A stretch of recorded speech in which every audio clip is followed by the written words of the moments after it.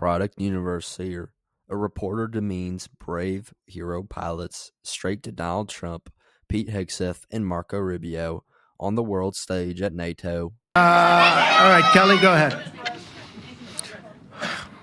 Here we go. There's another one. Hello, sir. Thank you very much. We got them all today. Okay. So, Mr. President, you talked about expecting some on-the-ground assessments at Fordo and other sites. Now here, is that here Israeli and U.S.? It's been obliterated, Kelly. It's been What is your message then, sir, to the intelligence community when they present reports? You're not disputing the DIA report. You're just They presented a report that wasn't finished. We're talking about something that took place 3 days ago. I understand that, sir. The report was done 2 days ago. Wait a minute. Yes. They didn't see it. All they can do is take a guess. Now, if you take a look at the pictures, if you take a look how it's all blackened, you know the fire and brimstone is all underground because it's granite and it's all underground. You don't show it. But even there, with all of that being said, the whole area for 75 yards around the hole where it hit is black with fire. The group that's run by this gentleman, in fact, you may want to talk about it for a second because we're going to issue a report. And I think it's not even a very exciting report at this point. It's been obliterated, totally obliterated. And they did a report, but it was like, if you look at the dates, it's just a few days after it happened. Sir. So they didn't see it. They said it may be very severe. Understood. Do you have a message for the intelligence community, though, in terms of unvarnished information getting to you, that it's not? I don't really have a message. I would say issue the report when you know what happened. I wouldn't say that it could be severe or maybe not. They use the word severe. It could be severe or maybe it's not. And so people like you picked up and said, oh, it's not severe. No, the report was not a complete report. Yeah, the message was probably wait till you know the answer before you. And sir, did you not have a public component to your Zelensky meeting for a tactical reason with President Putin? Let him answer this one. Hello, Mr. Secretary. Yeah. There's a reason the president calls out fake news for what it is. These pilots, these refuelers, these fighters, these air defenders, the skill and the courage it took to go into enemy territory flying 36 hours on behalf of the American people and the world to take out a nuclear program is beyond what anyone in this audience can fathom. And then the instinct of CNN, the instinct of the New York Times is to try to find a way to spin it for their own political reasons to try to hurt President Trump or our country. They don't care what the troops think. They don't care what the world thinks. They want to spin it to try to make him look bad based on a leak. Of course, we've all seen plenty of leakers. And what do leakers do? They have agendas. And what do? Do they share the whole information or just the part that they want to introduce? And when they introduce that preliminary, a preliminary report that's deemed to be a low assessment, you know what a low assessment means? Low confidence in the data in that report. And why is there low confidence? Because all of the evidence of what was just bombed by 12 30,000-pound bombs is buried under a mountain, devastated and obliterated. So if you want to make an assessment of what happened at Fordo, you better get a big shovel and go really deep because Iran's nuclear program is obliterated. And somebody somewhere is trying to leak something to say, oh, with low confidence, we think maybe it's moderate. Those that dropped the bombs precisely in the right place know exactly what happened when that exploded. And you know who else knows? Iran. That's why they came to the table right away, because their nuclear capabilities have been set back beyond what they thought were possible because of the courage of a commander-in-chief who led our troops, despite what the fake news wants to say. But you're not disputing the report said what it said, even though it was initial. The report said what it said, and it was fine. It was severe, they think, but they had no idea. They shouldn't have issued a report until they did.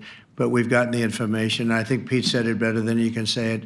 And, you know, you should be proud, you, especially you, should be proud of those pilots, and you shouldn't be trying to demean them. No, those pilots flew at great risk, a big chance that they'd never come back home and see their husbands or their wives. Let me just tell you, you and NBC, fake news, which is one of the worst, and CNN, New York Times, are all bad. They're sick. There's something wrong with them. But you know what? You should be praising those people instead of trying to find some. By getting me, by trying to go and get me, you're hurting those people. They were devastated. You know, I got a call from Missouri, great state, that I won 3 times by a lot. And I got a call that the pilots and the people on the plane were devastated because they were trying to minimize the attack. And they all said it was hit. But we don't think it was really maybe hit that badly.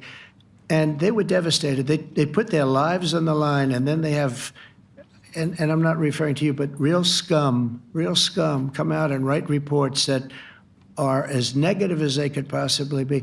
It should be the opposite. You should make them heroes and heroines. You should make them really people that they were so devastated when they heard this news. And you know what they said? One of them, I spoke to one of them, said, "Sir, we hit the site. It was perfect. It was dead on."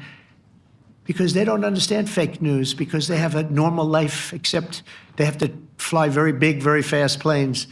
But it's a shame. You should be making them heroes. All right. That reporter had the gall and the balls to demean the brave soldiers who carried out the daunting Midnight Hammer operation. And it wasn't like the reporter did this at the White House. She did it on the world stage at the NATO conference in the Netherlands. She reiterated the mainstream media poo-pooing of the operation, which the media has been nonstop claiming that the mission was not a success. They have been claiming that the mission is not a success because they want to go after President Trump. The media despises President Trump so much that they would go after our brave pilots, soldiers, and service members to get at President Trump. Brave pilots who flew 36 hours straight to hit a target with no light in the dark of night under the highest of pressure. And yet the media still goes after these brave pilots and soldiers because they are deranged by President Trump simply being alive. He is in their head so much that they hope America fails because Donald Trump is the president. The mainstream media is truly despicable for maligning our brave soldiers, service members, and pilots, our military who puts their lives on the line every single day to protect our country, service members who could have never returned home from this mission if this mission did not go smoothly. But thank God the mission was a perfect success as all returned home and they perfectly obliterated the target. Pete Hegseth perfectly laid out the bravery of these heroes straight to that reporter's face, standing up for our warfighters through this denigration and smear campaign by the media. A smear campaign which has been slandering our soldiers, a smear campaign that President Trump called out and explained the heartbreaking point of view of the brave pilots who can't believe that the media is slandering them, as they explained to President Trump on a phone call that the mission was a total success, and yet the media is totally misrepresenting it. In other words, the media is demeaning the bravery of our pilots who carried out this daunting mission. So President Trump let the reporter know that they should be making these pilots into heroes.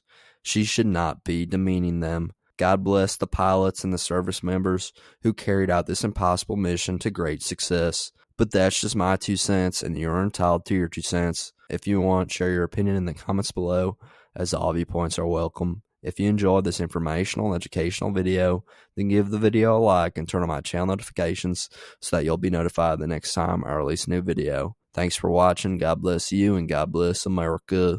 Click on the videos on the screen to continue watching my content.